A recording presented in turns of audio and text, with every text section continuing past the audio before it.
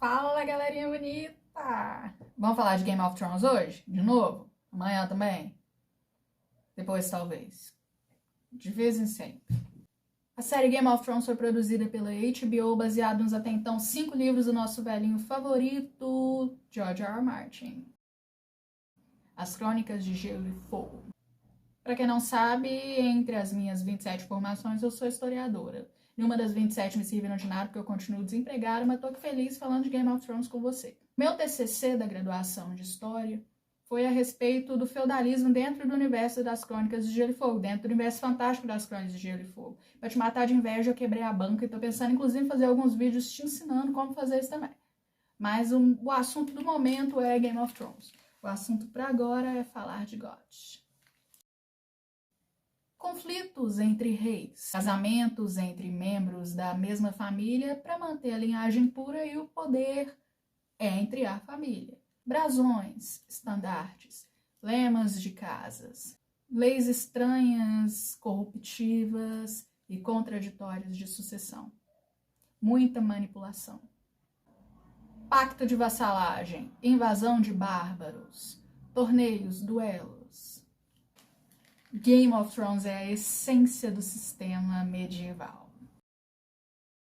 O feudalismo foi um sistema de organização social vigente lá na Idade Média, do século V ao XV, e realmente organizava a sociedade em todos os âmbitos. Religião, economia, enfim, lá na Europa Ocidental. Muito válido ressaltar que a gente está sempre com esse instinto eurocêntrico na cabeça, mas o feudalismo não ocorreu somente na Europa Ocidental. Mas da maneira como é abordado dentro das Crônicas de Gelo e Fogo, é propedêutico, é próprio da Europa Ocidental. Mas enfim, são 1000 anos de história em que os protagonistas desse romance histórico são os famosos donos de terra, os senhores feudais. Começando, a gente pode dizer que o Ned Stark é um senhor feudal, porque ele não é rei. Ele cuida de um território para o rei, ele cuida das terras do norte, ele cuida de Winterfell. Quando o Jon Snow, lá nas temporadas finais, está reunindo o exército, juntando as pessoinhas lá que são a favor da causa dele, que devem fidelidade a ele vai até a Lyanna Mormont pedir ajuda a ela. Ó, eu vou lutar contra um zumbi, você quer se unir aqui comigo? Porque todo mundo precisa viver. Isso acontece porque a casa Mormont é vassala dos Stark, deve lealdade, fidelidade aos Stark. Isso é firmado feito através de juramento. Da mesma forma que os Frey quebraram esse juramento de fidelidade lá no Casamento Vermelho, se rebelando contra os Stark, contra os Tully. Mas é válido a gente entender também que o futuro Lord Stark, o menino Robert, o menino Robb Stark, tinha sido prometido à menina Frey em troca da passagem de uma ponte. O menino Robb valia muito, né?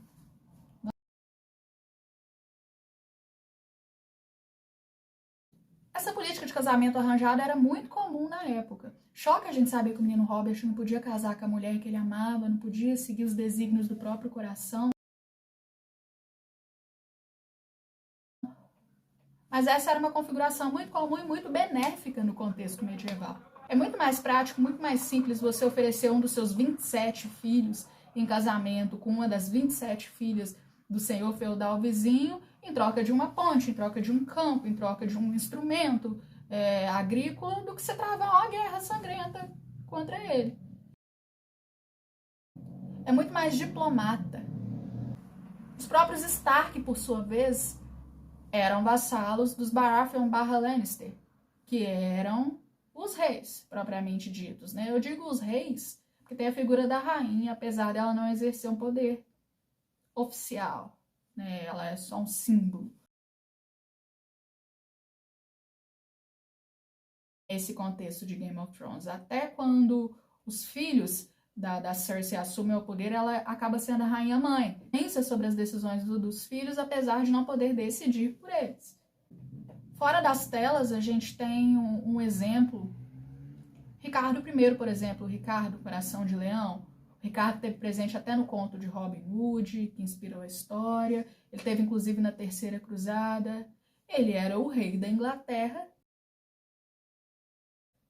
Só que a Inglaterra é gigante, ele vai conseguir cuidar de tudo? Não consegue, então ele divide a Inglaterra em pedaços e entrega esses pedaços a homens de confiança, os seus senhores feudais. Mas em qualquer guerra, qualquer problema que surja, esses senhores têm que servir homens para ajudar o rei nesse contexto militar. O que acontecia geralmente só nas cruzadas, né? As cruzadas foram motivadas por esse instinto de luta deles guardada há muito tempo lá,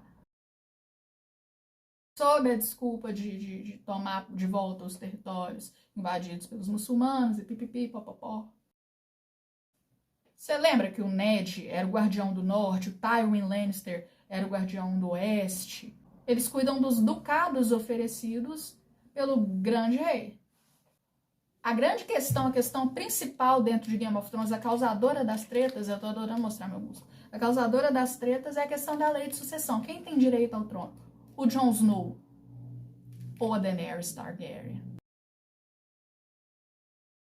A Daenerys é a filha do rei falecido. Tecnicamente, em questão consanguínea, ela tá mais próxima do antigo rei. O Jon Snow é neto dele, mas filho do filho homem. De qualquer forma, os Targaryen eram muito espertos em manter a linhagem pura, de modo que o poder continuasse em família. Isso era terrível, porque gerava briga dentro da família, disputa dentro da família. Mas essa estratégia era muito bem servida através dos casamentos entre irmãos, que são muito mal vistos no contexto da série, né? São vistos com um olhar religioso de incestualidade, mas que é muito comum na história. E não é comum só entre os egípcios, não é comum só no que é estranho culturalmente pra gente, não. Né? Porque é muito fácil a gente dizer, a Cleópatra casava-se com os irmãos, inclusive matou os irmãos para continuar no poder, mas ela é egípcia, ela é da antiguidade oriental, ela está longe da civilização europeia.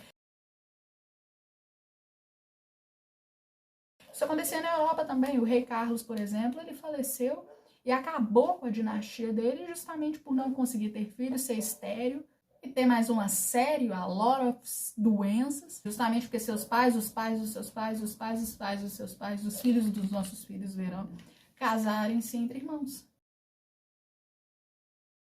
Se na nossa Game of Thrones a gente tem os Lannisters contra os Stark contra os Targaryen, inicialmente os Baratheon contra os Targaryen, na vida real a gente tem os York contra os Lancasters, os Tudor contra os Stuart. Sucessão de trono sempre deu problema, porque ninguém respeita a vontade do rei. Mandou enquanto estava vivo, agora continua quietinho no seu túmulo que a gente resolve. Vale lembrar que os Lancaster, barulho de moto. Você sabe que vai subir na minha motinha. Vale lembrar que os Lancaster e os York são um exemplo desse tipo de conflito dentro da Idade Média pelo trono inglês. Já os Stuart, os Tudor já são um exemplo da Era Moderna. Só pra vocês não acharem que eu tô englobando tudo dentro de medievalidade. Até certo ponto da série a gente vê uma pluralidade de manifestações religiosas, né? A fé dos sete, o deus afogado, o deus vermelho da Melisandre, os deuses novos e antigos. Mas através da ascensão do rei Tommen Lannister / Baratheon e a rainha Margaery Tyrell / Lannister / Baratheon,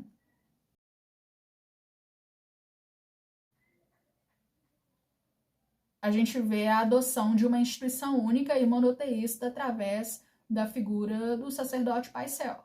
Essa instituição religiosa toma o poder e faz do rei um servo dos próprios princípios dela, das próprias doutrinas dela. E a gente vê isso acontecendo durante praticamente toda a Idade Média através da instituição com o I maiúsculo que foi a Igreja Católica.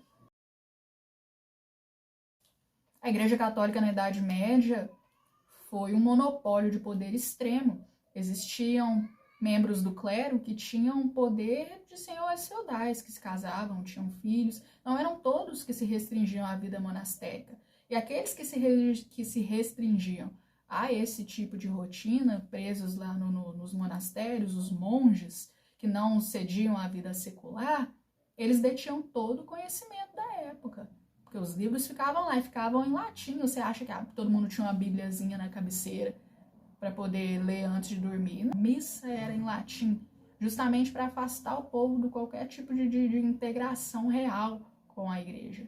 E se dentro da série esse monopólio foi extinto de uma vez só com a explosão do septo de Baylor, na vida real foi muito mais difícil que isso. A igreja instaurou inquisição, contra-reformas, perseguição.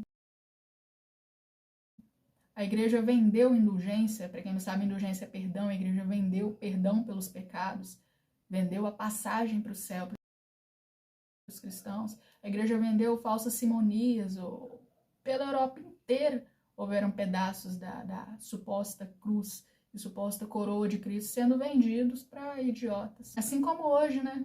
Vendem água vinda de Jerusalém, Igreja Universal. Foi necessário a reforma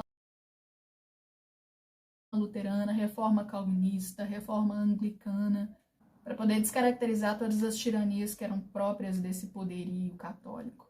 Foi fácil, não. Foi preciso que as tartarugas ninjas viessem, o Rafael, o Donatello, o Leonardo, o Michelangelo, né, que pintassem, que esculpissem, que fizessem o teto da Capela Sistina, que fossem lá trazer o antropocentrismo de volta, que valorizassem o racionalismo através do iluminismo, para a igreja poder perder o poder. E ainda hoje ela exerce uma influência enorme. A gente pode observar também esse voto de castidade, de reclusão, essa entrega da vida para um propósito a favor do Estado, lá na primeira temporada, com Jon Snow entrando para a Patrulha da Noite. Exatamente como é descrito nos livros que relatam a vida nos monastérios. O Humberto Eco fala, inclusive, de como o riso era considerado pecado. Humberto Eco é o escritor do Nome da Rosa. Mas em relação à função militar da Patrulha da Noite, isso não era relativo aos monges, não. Eles não protegiam militarmente o reino, não. Essa já era a função dos cavaleiros, que não eram tão glamurosos e honrados como a série mostra, não. Nos livros, eles focam muito a respeito de como era bonito ser um cavaleiro, de como as armaduras eram coloridas, incrustadas de joias. Na vida real isso não acontecia, gente. O pessoal cagava dentro das armaduras e ficava lá em cima dos cavalos fedendo. Esses cavaleiros não eram tão preparados militarmente como a série mostra, não. Eles não viviam para treinar, não. De fato, os senhores feudais viviam para caçar javali. O rei Robert Baratheon morreu numa dessas, né? Mas, de qualquer forma, as batalhas não eram glamurosas como a gente vê. Não tinha dragão, não. A espada perdia o fio logo no início, depois o pessoal só ficava lá batendo nos outros com a espada. Nas cruzadas, por exemplo, não foram só cavaleiros, não. Teve uma cruzada que mandaram uma porrada de criança. O povo não tinha todo esse preparo militar que se acredita. Muito diferente do que ocorria na Ásia, por exemplo, com os samurais. Essa ideia de luta como arte é trazida na série lá na primeira temporada com o treinador da área. Você lembra do Círio? O Círio Farrell? Agora eu já não me recordo o nome dele. O estopim da revolução, da rebelião do Robert na série, lá antes da Daenerys nascer, 14 anos antes do primeiro episódio de Game of Thrones, é o torneio de Harrenhal, vocês lembram? Lá na Idade Média, esse tipo de torneio de evento era uma das únicas, pouquíssimas maneiras dos ricos se divertirem. Hoje a gente vive muito melhor em questão de lazer, de conforto, do que um rei medieval vivia, do que um senhor feudal vivia. Ou você acha que todos os castelos eram quentinhos como Winterfell? Você acha que o pessoal na Idade Média tinha tecnologia suficiente para passar água termal por dentro das paredes? Qualquer um que tivesse um barrilzinho de dinheiro podia comprar um castelo. Um castelo é literalmente um lugar fechado que te forneça proteção. Ou você acha que é exatamente como na série, em que cada um dos filhos do Ned tinha um quartinho dele lá para ele chorar quando o pai negasse alguma coisa? Dormia todo mundo junto, inclusive a criação. À noite eles colocavam até as cabras para dentro. Ele não tinha banheiro, não, tanto que existia a função do recolhedor de fezes.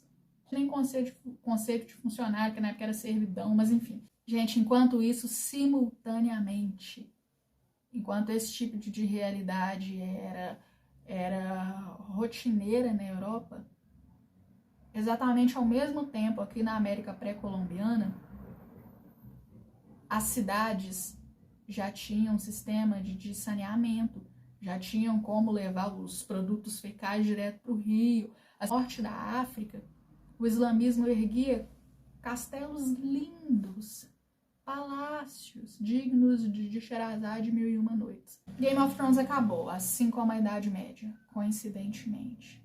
A área partindo para terras desconhecidas. Assim como a modernidade começa com a descoberta de terras desconhecidas.